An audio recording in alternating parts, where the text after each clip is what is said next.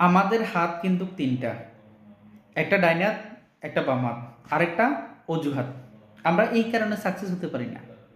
কেন? আমাদের অজুহাত বেশি। ওই 3 নম্বর হাতটা আমাদেরকে বাধা দেয়।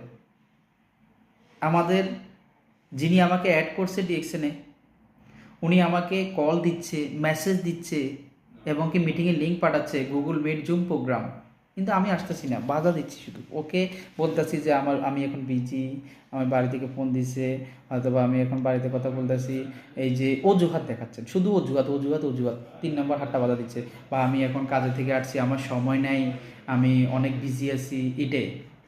এই কারণে আপনি সাকসেস হতে পারতেছেন না। অজুহাতের হাতটা কেটে ফেলেন, আপনি সাকসেস। আমি বলছি আপনি সাকসেস, ইনশাআল্লাহ। অজুহাতের হাতটা কেটে ফেলেন, আপনি সাকসেস ইনশাআল্লাহ।